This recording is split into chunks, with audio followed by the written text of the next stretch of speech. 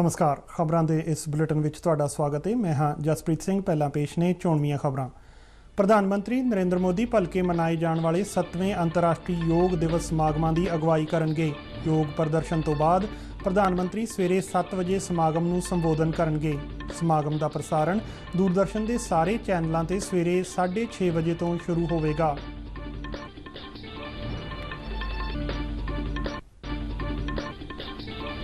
सभ्याचार मंत्राला 7वें अंतरराष्ट्रीय योग दिवस के संबंध में देश भर के 75 सभ्याचारक विरासती स्थानों ते प्रोग्राम करवाएगा।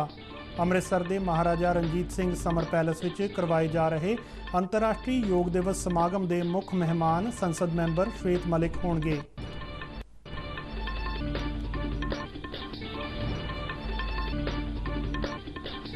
केंद्र सरकार देश में कोविड-19 टीकाकरण मुहिम नूं होर मजबूत करने लई भलक तो कुल कोविड टीकिਆਂ की 75% वंड सूबिਆਂ ते केंद्र शासित प्रदेशों नूं मुफ्त करने की प्रक्रिया शुरू करेगी।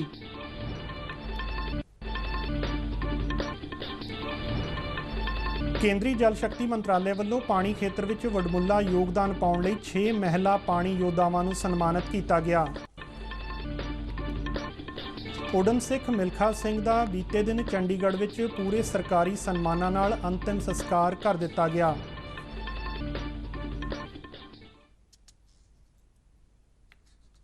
ते हुण खबरां विस्तार नाल।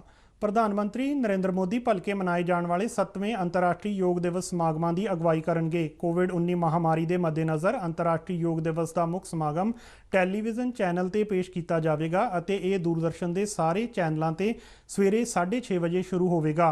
Morarji Desai national institute of yoga वालों योग का सीधा प्रसारण किया जाएगा। इस समागम में आयुष मंत्रालय के केंद्रीय राज मंत्री किरण रिजिजू भी संबोधन करेंगे।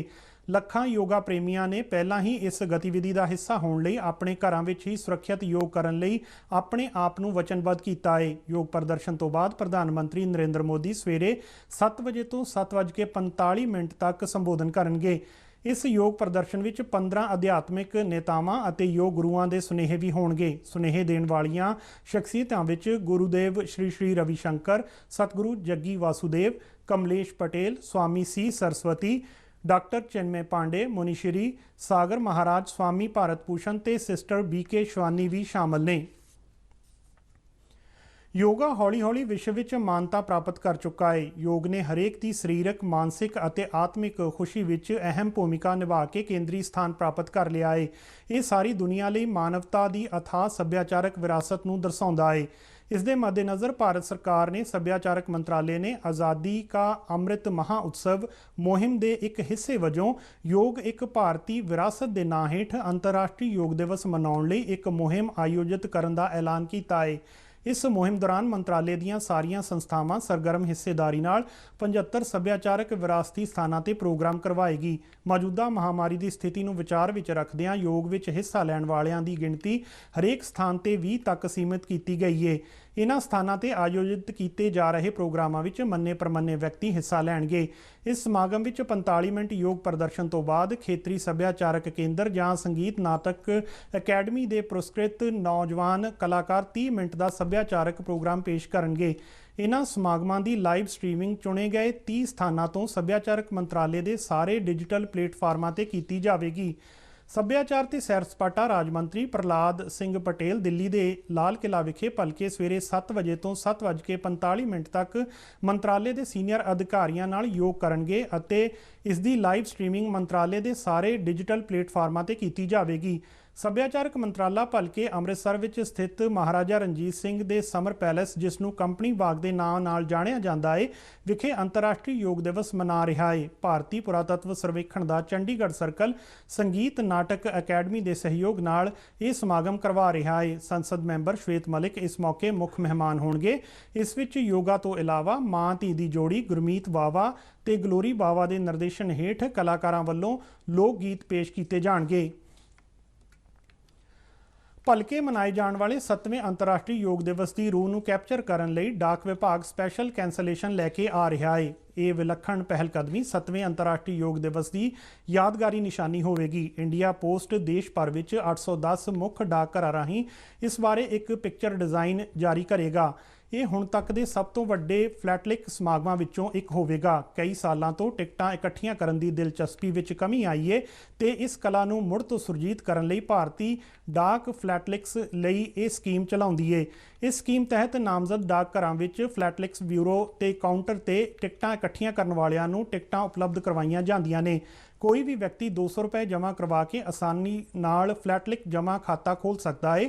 यादगारी टिकटां केवल फ्लैटलिक ब्यूरो जां काउंटर तो ही फ्लैटलिक जमा खाता स्कीम तहत ही उपलब्ध होंदियां ने। उन्हां नूं सीमित मात्रा विच छापिया जांदा है।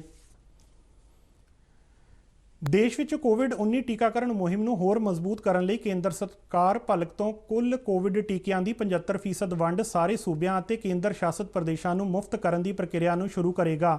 ਇਸ ਵਿੱਚ ਸਾਰੇ ਉਮਰ ਵਰਗ ਦੇ ਲਾਭਪਾਤਰੀ ਸ਼ਾਮਲ ਨੇ। ਪ੍ਰਧਾਨ ਮੰਤਰੀ ਨਰਿੰਦਰ ਮੋਦੀ ਨੇ ਇਸ ਮਹੀਨੇ ਦੀ 7 ਤਾਰੀਖ ਨੂੰ ਰਾਸ਼ਟਰ ਨੂੰ ਕੀਤੇ ਸੰਬੋਧਨ ਵਿੱਚ ਐਲਾਨ ਕਰਦਿਆਂ ਕਿਹਾ ਸੀ ਕਿ ਇਸ ਨੂੰ ਲਾਗੂ ਕਰਨ ਤੋਂ ਬਾਅਦ ਸੂਬਿਆਂ ਤੇ ਕੇਂਦਰ ਸ਼ਾਸਤ ਪ੍ਰਦੇਸ਼ਾਂ ਨੂੰ ਟੀਕਿਆਂ ਦੀ ਖਰੀਦ ਤੇ ਕੋਈ ਰਾਸ਼ੀ ਖਰਚ ਨਹੀਂ ਕਰਨੀ ਪਵੇਗੀ ਤੇ ਇਸ ਦਾ ਸਾਰਾ ਖਰਚਾ ਕੇਂਦਰ ਬਰਦਾਸ਼ਤ ਕਰੇਗਾ।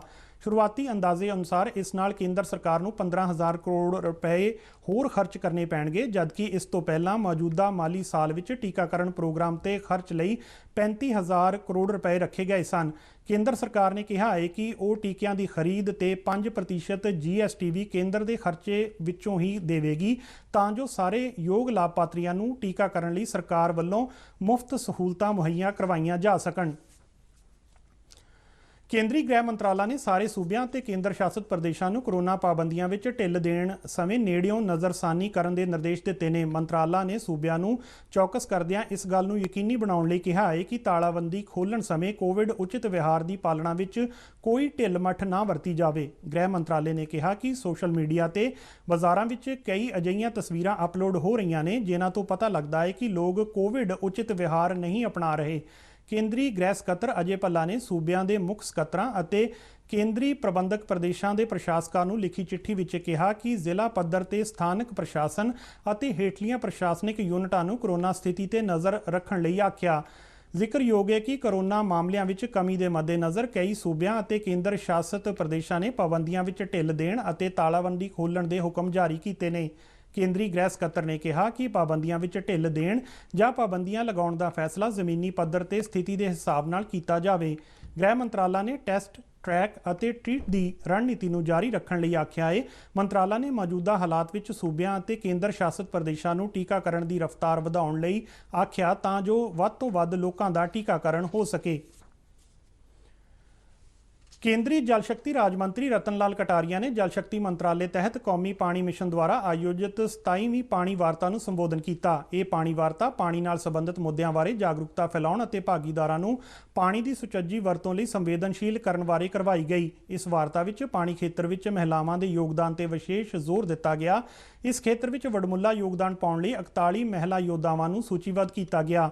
ਇਹਨਾਂ 41 ਮਹਿਲਾਵਾਂ ਵਿੱਚੋਂ 6 ਮਹਿਲਾ ਯੋਧਾਵਾਂ ਨੂੰ ਆਪਣੀਆਂ ਸਫਲਤਾ ਕਹਾਣੀਆਂ ਸਾਂਝੀਆਂ ਕਰਨ ਲਈ ਸੱਦਾ ਦਿੱਤਾ ਗਿਆ ਸੀ। ਇਸ ਮੌਕੇ ਤੇ ਬੋਲਦਿਆਂ ਜਲ ਸ਼ਕਤੀ ਰਾਜ ਮੰਤਰੀ ਰਤਨ ਲਾਲ ਕਟਾਰੀਆ ਨੇ ਦੱਸਿਆ ਕਿ ਮੰਤਰਾਲਾ ਪ੍ਰਧਾਨ ਮੰਤਰੀ ਨਰਿੰਦਰ ਮੋਦੀ ਦੀ ਪਾਣੀ ਨੂੰ ਹਰੇਕ ਦਾ ਕਾਰੋਬਾਰ ਬਣਾਉਣ ਦੀ ਦੂਰਦ੍ਰਿਸ਼ਟੀ ਨੂੰ ਅਸਲ ਰੂਪ ਦੇਣ ਅਤੇ ਲੋਕਾਂ ਨਾਲ ਸੰਪਰਕ ਕਾਇਮ ਕਰਨ ਵਿੱਚ ਕੋਈ ਕਸਰ ਨਹੀਂ ਛੱਡ ਰਿਹਾ। ਇਸ ਮੌਕੇ 6 ਮਹਿਲਾ ਪਾਣੀ ਯੋਧਾਵਾਂ ਨੂੰ ਸਨਮਾਨਿਤ ਵੀ ਕੀਤਾ ਗਿਆ। ਭਾਰਤੀ ਹਵਾਈ ਸੈਨਾ ਦੇ ਮੁਖੀ air chief marshal Rakesh Kumar Singh Bhadauria ਨੇ ਕਿਹਾ ਹੈ ਕਿ ਰਾਫੇਲ ਲੜਾਕੂ ਜਹਾਜ਼ਾਂ ਨੂੰ ਹਵਾਈ ਸੈਨਾ ਵਿੱਚ ਸ਼ਾਮਲ ਕਰਨ ਦੀ ਪ੍ਰਕਿਰਿਆ ਨਿਰਧਾਰਤ ਪ੍ਰੋਗਰਾਮ ਅਨੁਸਾਰ ਚੱਲ ਰਹੀ ਹੈ। ਹਵਾਈ ਸੈਨਾ ਮੁਖੀ ਸਵੇਰੇ ਹੈਦਰਾਬਾਦ ਨੇੜੇ ਡੁੰਡੀਗਲ ਵਿੱਚ ਵਾਯੂ ਸੈਨਾ ਅਕਾਦਮੀ ਦੀ ਸਾਂਝੀ ਪਾਸਿੰਗ ਆਊਟ ਪਰੇਡ ਦੇ ਨਿਰੀਖਣ ਮਗਰੋਂ ਮੀਡੀਆ ਨਾਲ ਗੱਲਬਾਤ ਕਰ ਰਹੇ ਸਨ। ਉਹਨਾਂ ਕਿਹਾ ਕਿ ਮਹਾਮਾਰੀ ਕਾਰਨ ਪ੍ਰੋਗਰਾਮ ਵਿੱਚ ਕੁਝ ਤਬਦੀਲੀ ਹੋ ਸਕਦੀ ਹੈ, ਪਰ ਪੂਰਾ ਕੰਮ ਯੋਜਨਾ ਅਨੁਸਾਰ ਹੀ ਚੱਲ ਰਿਹਾ ਹੈ। ਇੱਕ ਸਵਾਲ ਦੇ ਜਵਾਬ ਵਿੱਚ ਹਵਾਈ ਸੈਨਾ ਮੁਖੀ ਨੇ ਕਿਹਾ ਕਿ ਅਸਲ ਕੰਟਰੋਲ ਰੇਖਾ LAC ਤੇ ਭਾਰਤੀ ਹਵਾਈ ਸੈਨਾ ਦੀ ਰਣਨੀਤਿਕ ਅਗੇਤ ਜਾਰੀ ਰਹੇਗੀ ਅਤੇ ਇਸ ਸਬੰਧ ਵਿੱਚ ਸਾਰੇ ਜ਼ਰੂਰੀ ਉਪਾਅ ਕੀਤੇ ਜਾ ਰਹੇ ਨੇ। ਹਾਲਾਂਕਿ ਉਹਨਾਂ ਕਿਹਾ ਕਿ ਸੈਨਾ ਦੀ ਤਾਇਨਾਤੀ ਲੋੜ ਅਨੁਸਾਰ ਬਦਲੀ ਜਾਵੇਗੀ। S-400 ਵਿੱਚ ਤਕਨਾਲੋਜੀ ਸੰਬੰਧੀ ਚੁਣੌਤੀਆਂ ਤੇ ਏਅਰ ਚੀਫ ਮਾਰਸ਼ਲ ਨੇ ਕਿਹਾ ਕਿ ਇਸ ਬਾਰੇ ਕੋਈ ਚਿੰਤਾ ਕਰਨ ਦੀ ਗੱਲ ਨਹੀਂ ਹੈ। ਉਹਨਾਂ ਕਿਹਾ ਕਿ ਵਾਯੂ ਸੈਨਾ ਆਉਣ ਵਾਲੇ ਦਿਨਾਂ ਵਿੱਚ ਡਿਜੀਟੀਕਰਨ ਅਤੇ ਨੈਟਵਰਕਿੰਗ ਆਧੁਨਿਕ ਟੈਕਨੋਲੋਜੀ ਤੇ ਧਿਆਨ ਦੇਵੇਗੀ। ਇਸ ਤੋਂ ਪਹਿਲਾਂ ਸੰਯੁਕਤ ਪਾਸਿੰਗ ਆਊਟ ਪਰੇਡ ਨੂੰ ਸੰਬੋਧਨ ਕਰਦਿਆਂ ਹਵਾਈ ਸੈਨਾ ਮੁਖੀ ਨੇ ਕਿਹਾ ਕਿ ਉੱਭਰਦੀਆਂ ਸੁਰੱਖਿਆ ਚੁਣੌਤੀਆਂ ਅਤੇ ਗੁਆਂਢ ਵਿੱਚ ਵੱਧਦੀ ਭੂਗੋਲਿਕ ਰਾਜਨੀਤਿਕ ਅਨਿਸ਼ਚਿਤਤਾ ਕਾਰਨ ਤਕਨਾਲੋਜੀ ਨੂੰ ਤੇਜ਼ੀ ਨਾਲ ਸ਼ਾਮਲ ਕਰਨ ਦੇ ਨਾਲ-ਨਾਲ ਹਵਾਈ ਸੈਨਾ ਮਹੱਤਵਪੂਰਨ ਬਦਲਾਅ ਦੇ ਦੌਰ 'ਚੋਂ ਗੁਜ਼ਰ ਰਹੀ ਹੈ। ਉਨ੍ਹਾਂ ਕਿਹਾ ਕਿ ਪਿਛਲੇ ਕੁਝ ਦਹਾਕਿਆਂ ਵਿੱਚ ਕਿਸੇ ਵੀ ਲੜਾਈ ਨੂੰ ਜਿੱਤਣ ਵਿੱਚ ਹਵਾਈ ਸੈਨਾ ਦੀ ਭੂਮਿਕਾ ਸਪਸ਼ਟ ਰੂਪ ਵਿੱਚ ਸਥਾਪਿਤ ਹੋ ਗਈ ਹੈ। ਉਨ੍ਹਾਂ ਕਿਹਾ ਕਿ ਇਸ ਮਾਮਲੇ ਵਿੱਚ ਸਮਰੱਥਾ ਵਧਾਉਣ ਦਾ ਮਹੱਤਵ ਹੋਰ ਵੀ ਜ਼ਿਆਦਾ ਵੱਧ ਗਿਆ ਹੈ। ਏਅਰ ਚੀਫ ਮਾਰਸ਼ਲ ਨੇ ਹਵਾਈ ਸੈਨਾ ਦੇ ਨਵੇਂ ਚੁਣੇ ਗਏ ਅਧਿਕਾਰੀਆਂ ਨੂੰ ਆਪਣੇ ਆਪ ਨੂੰ ਤਕਨੀਕੀ ਰੂਪ ਵਿੱਚ ਤਰੱਕੀ ਕਰਨ ਲਈ ਕਿਹਾ। ਉਨ੍ਹਾਂ ਕਿਹਾ ਕਿ ਮੈਡੀਕਲ ਆਕਸੀਜਨ ਅਤੇ ਮਹੱਤਵਪੂਰਨ ਡਾਕਟਰੀ ਉਪਕਰਨਾਂ ਦੀ ਢੋਆ ਢੁਆਈ ਵਿੱਚ ਸਹਾਇਤਾ ਦੇ ਜ਼ਰੀਏ ਵਾਯੂ ਸੈਨਾ ਦੇ ਕੋਵਿਡ ਮਹਾਮਾਰੀ ਦੌਰਾਨ ਸਭ ਤੋਂ ਵੱਧ ਸਰਗਰਮ ਭੂਮਿਕਾ ਨਿਭਾਈ। ਇਸ ਤੋਂ ਪਹਿਲਾਂ ਵਾਯੂ ਸੈਨਾ ਮੁਖੀ ਨੇ ਅਕਾਦਮਿਕ ਵਿੱਚ ਸਫਲਤਾਪੂਰਵਕ ਸਿਖਲਾਈ ਪੂਰੀ ਕਰਨ ਵਾਲੇ ਫਲਾਈਂਗ ਕੈਡਿਟ ਨੂੰ ਵਿੰਗਸ ਅਤੇ ਬ੍ਰੇਵੈਟਸ ਪ੍ਰਦਾਨ ਕੀਤੇ। ਅਕਾਦਮੀ ਤੋਂ 160 ਤੋਂ ਵੱਧ ਅਧਿਕਾਰੀ ਪਾਸ ਆਊਟ ਹੋਏ ਨੇ, ਜਿਨ੍ਹਾਂ ਵਿੱਚ ਜਲ ਸੈਨਾ ਅਤੇ ਤਟ ਰੱਖਿਅਕ ਬਲ ਦੇ 11 ਕੈਡਿਟ शामिल ने। एक साल पहले जो देखा था, जब सडनली ये हुआ था, हमने डिप्लॉयमेंट्स की थी, आपको पता है उसका क्या रिजल्ट हुआ, एंड हमारी बहुत स्ट्रॉन्ग डिप्लॉयमेंट थी। उसके बाद ये जो एक साल का पीरियड रहा है, उसमें एडवांटेज या जो हमारी स्ट्रेंथ है उसको लूज करने का तो सवाल ही पैदा नहीं है। तो इस एक साल में हमने भी अपने काम स्टेप्स लिए हैं, काम किया है, जो अक्रॉस देखा है कि उन्होंने क्या कर रहे हैं। जैसे आपका शायद इंडिकेशन उनका इंफ्रास्ट्रक्चर डेवलपमेंट की तरफ है कि वहाँ अक्रॉस काफ़ी काम हो रहा है, मिसाइल्स डिफेंस सिस्टम भी काफ़ी हैं, बट हमने वो सब मॉनिटर किया और अपने एयरफोर्स में अपनी कैपेबिलिटी एनहांसमेंट में इस सब को ध्यान में रखा है। सो हमारी कैपेबिलिटी जो एक साल पहले थी, आज उससे कहीं ज़्यादा है।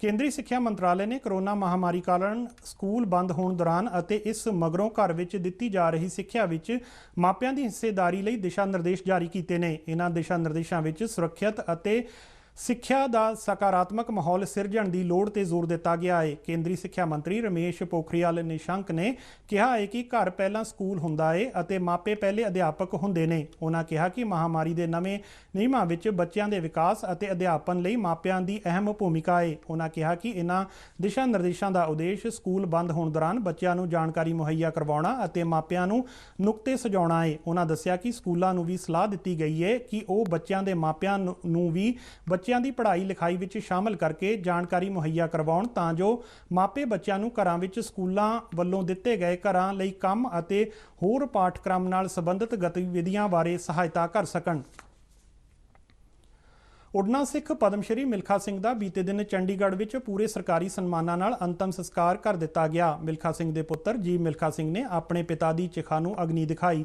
ਇਸ ਤੋਂ ਪਹਿਲਾਂ ਮਿਲਖਾ ਸਿੰਘ ਦੀ ਮ੍ਰਿਤਕ ਦੇਹ ਨੂੰ ਫੁੱਲਾਂ ਨਾਲ ਲੱਦੇ ਵਾਹਨ ਵਿੱਚ ਸੈਕਟਰ 8 ਦੇ ਗੁਰਦੁਆਰਾ ਸਾਹਿਬ ਤੋਂ ਸੈਕਟਰ 25 ਦੇ ਸ਼ਮਸ਼ਾਨ ਘਾਟ ਤੱਕ ਲਿਆਂਦਾ ਗਿਆ। ਅੰਤਿਮ ਸੰਸਕਾਰ ਸਮੇਂ ਪੰਜਾਬ ਦੇ ਰਾਜਪਾਲ VP ਸਿੰਘ ਬਦਨੌਰ, ਮੁੱਖ ਮੰਤਰੀ ਕੈਪਟਨ ਅਮਰਿੰਦਰ ਸਿੰਘ ਅਤੇ ਕੇਂਦਰੀ ਖੇਡ ਮੰਤਰੀ ਕਿਰਨ ਰਿਜਿਜੂ ਉਚੇਚੇ ਤੌਰ ਤੇ ਹਾਜ਼ਰ ਸਨ। ਮਿਲਖਾ ਸਿੰਘ ਦੇ ਪਰਿਵਾਰਕ ਮੈਂਬਰਾਂ, ਰਿਸ਼ਤੇਦਾਰਾਂ, ਸਨੇਹੀਆਂ ਅਤੇ ਖੇਡ ਪ੍ਰੇਮੀਆਂ ਨੇ ਉਹਨਾਂ ਨੂੰ ਸੇਜਲ ਵਿਦਾਈ ਦਿੱਤੀ। ਪੁਲਿਸ ਦੀ ਟੁਕੜੀ ਨੇ ਆਪਣੇ ਹਥਿਆਰ ਉਲਟੇ ਕਰਕੇ ਅਤੇ ਮਾਤਮਿਕ ਧੁਨ ਵਜਾ ਕੇ ਵਿਛੜੀ ਆਤਮਾ ਨੂੰ ਸ਼ਰਧਾਂਜਲੀ ਦਿੱਤੀ।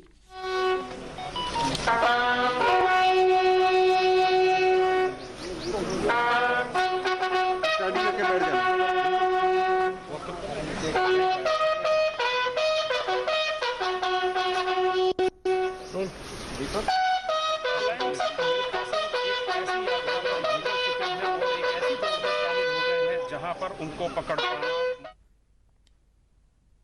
ਦੱਖਣ ਪੱਛਮੀ ਮੌਨਸੂਨ ਉੱਤਰੀ ਅਰਬ ਸਾਗਰ ਤੇ ਬਾਕੀ ਰਹਿੰਦੇ ਹਿੱਸਿਆਂ, ਸੌਰਾਸ਼ਟਰ, ਗੁਜਰਾਤ ਖੇਤਰ ਅਤੇ ਮੱਧ ਪ੍ਰਦੇਸ਼, ਸਮੁੱਚੇ ਕੱਛ, ਰਾਜਸਥਾਨ ਦੇ ਕੁਝ ਹੋਰ ਹਿੱਸਿਆਂ ਅਤੇ ਪੱਛਮ ਉੱਤਰ ਪ੍ਰਦੇਸ਼ ਵੱਲ ਅੱਗੇ ਵਧ ਰਿਹਾ ਹੈ। ਦਿੱਲੀ ਸਥਿਤ ਮੌਸਮ ਵਿਭਾਗ ਦੇ ਅਧਿਕਾਰੀਆਂ ਨੇ ਦੱਸਿਆ ਹੈ ਕਿ ਰਾਜਸਥਾਨ ਦੇ ਬਾਕੀ ਰਹਿੰਦੇ ਹਿੱਸਿਆਂ, ਪੱਛਮ ਉੱਤਰ ਪ੍ਰਦੇਸ਼, ਹਰਿਆਣਾ, ਚੰਡੀਗੜ੍ਹ, ਦਿੱਲੀ ਅਤੇ ਪੰਜਾਬ ਵਿੱਚ ਮੌਨਸੂਨ ਦੇ ਅੱਗੇ ਵਧਣ ਦੀ ਪ੍ਰਕਿਰਿਆ ਧੀਮੀ ਰਹਿਣ ਦੀ ਸੰਭਾਵਨਾ ਹੈ, ਕਿਉਂਕਿ ਇਸ ਵਾਸਤੇ ਸਾਜ਼ਗਾਰ ਮਾਹੌਲ ਨਹੀਂ ਬਣ ਰਿਹਾ। ਦੱਖਣ ਪੂਰਬੀ ਉੱਤਰ ਪ੍ਰਦੇਸ਼ ਵਿੱਚ ਘੱਟ ਦਬਾਅ ਦੇ ਖੇਤਰ ਦੇ ਪ੍ਰਭਾਵ ਕਾਰਨ ਆਉਂਦੇ 2 ਦਿਨਾਂ ਵਿੱਚ ਬਿਹਾਰ, ਝਾਰਖੰਡ, ਪੱਛਮ ਬੰਗਾਲ, ਸਿੱਕਮ, ਪੂਰਬੀ ਉੱਤਰ ਪ੍ਰਦੇਸ਼, ਮੱਧ ਪ੍ਰਦੇਸ਼ ਅਤੇ ਛੱਤੀਸਗੜ੍ਹ ਵਿੱਚ ਵਿਆਪਕ ਤੌਰ ਤੇ ਵਰਖਾ ਹੋਣ ਅਤੇ ਟੁੱਟਵੀਆਂ ਥਾਵਾਂ ਤੇ ਭਾਰੀ ਵਰਖਾ ਹੋਣ ਦੀ ਭਵਿੱਖਬਾਣੀ ਕੀਤੀ ਗਈ ਹੈ। ਖਬਰਾਂ ਦੇ ਬੁਲੇਟਿਨ ਸਾਡੇ ਦਰਸ਼ਕ YouTube channel RNU DDK Jalandhar ਤੇ ਵੀ ਦੇਖ ਸਕਦੇ ਨੇ ਅਤੇ ਇਹ ਬੁਲੇਟਿਨ RNU ਜਲੰਧਰ ਦੇ ਟਵਿੱਟਰ ਹੈਂਡਲ ਅਤੇ ਫੇਸਬੁੱਕ ਪੇਜ ਤੇ ਵੀ ਉਪਲਬਧ ਨੇ। ਖਬਰਾਂ ਦਾ ਇਹ ਬੁਲੇਟਿਨ ਖਤਮ ਹੁੰਦਾ ਹੈ। ਨਮਸਕਾਰ।